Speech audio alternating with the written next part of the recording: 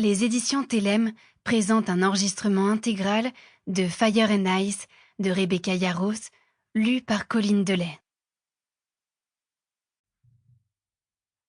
Pour Jason, qui mérite ma dévotion pleine et entière depuis toujours et à jamais. 1. Bon sang, qui pouvait bien frapper à la porte à 7h du matin? 3 petits coups contre la porte de ma chambre se firent l'écho de ceux, plus énergiques, au rez-de-chaussée.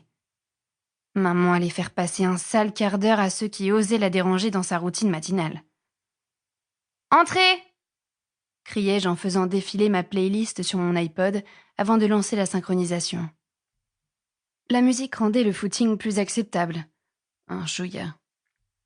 Courir était atroce, mais j'avais déjà calculé les calories à compenser pour les brownies de Noël que j'allais m'enfiler durant le reste de mon séjour à la maison.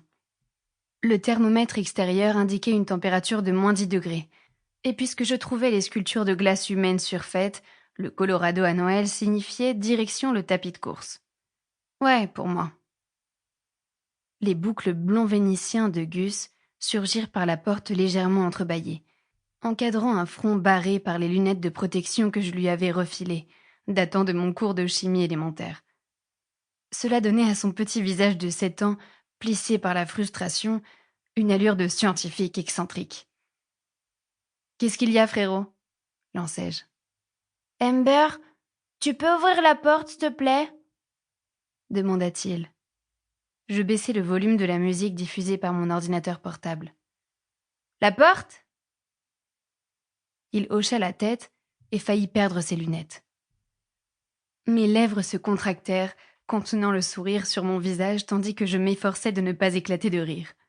« Je dois aller au hockey et maman refuse d'ouvrir la porte pour le covoiturage, » dit-il. J'affichais ma meilleure version d'un visage sérieux tout en jetant un coup d'œil au réveil. « Ok, Gus, mais il n'est que 7h du matin et ton entraînement de hockey n'est pas avant cet après-midi, non ? Maman n'oublie jamais un entraînement. » Je savais de qui je tenais ma personnalité de type A. Il lâcha un soupir d'exaspération. « Et s'ils étaient en avance ?» « En avance de 6 heures ?»« Ben ouais !» souffla-t-il en me décochant un regard écarquillé qui me qualifiait de sœur la plus bête au monde. « Bon, d'accord, frérot. » Je cédais, comme d'habitude. La façon dont il avait sangloté quand j'étais partie pour l'université l'année précédente avait donné à ce gosse un contrôle plus... Sample complete. Ready to continue?